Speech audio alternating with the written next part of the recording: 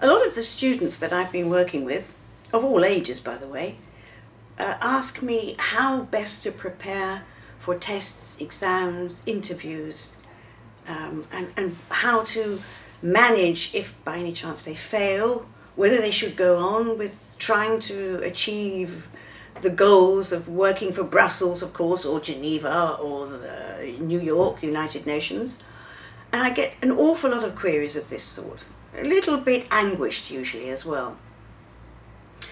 I can think of a couple of cases where the students I was working with came to me after the course, the work of the day, and asked what they should particularly work on. That means, of course, knowing what your particular weaknesses and strengths are. In many cases, by the way, it's exam nerves, which may sound strange, but that causes a lot of people who are otherwise perfectly able to pass a test to fail. They find their hands shaking, they can't concentrate properly, everything is sort of a haze, and they fail. Now that doesn't mean they can't do the job, it simply means they have not properly mastered their nerves. People say, oh, what can I do not to be nervous? Be nervous is my answer. Greet your nerves with great joy. Adrenaline must flow in this job. You can't sit back and just, let it all happen. You really do have to focus and concentrate. Let the adrenaline flow. Understand that you'll be nervous. Try and put yourself in as many nerve-wracking situations as you can possibly do. I don't mean walking into the middle of a busy road, by the way. But otherwise, test yourself and keep seeing how you can master those nerves. Because that is all it takes. In fact, during the course of any interpreting course, whether it be 3 months, 6 months, a year, 2 years, there are always moments that are going to make you nervous, deliberately so.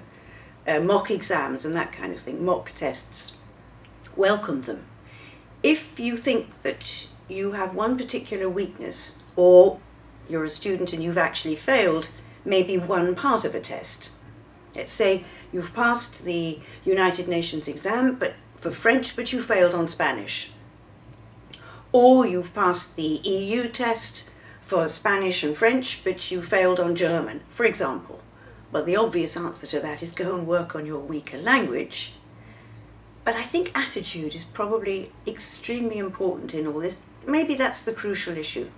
Again, I can think of 2 cases of students who did well from very decent, solid courses.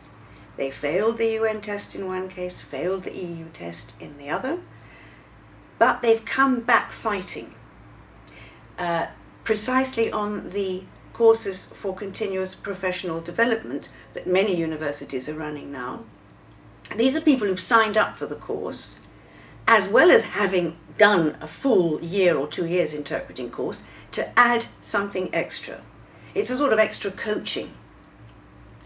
I think this, for me, denotes determination, absolute commitment. They are not going to give up. And if you feel in your heart of hearts, I know I can do it, and you have good reason to believe so from your teachers anyway, keep going. Don't allow setbacks to get on top of you. Don't go for a test if you're feeling ill.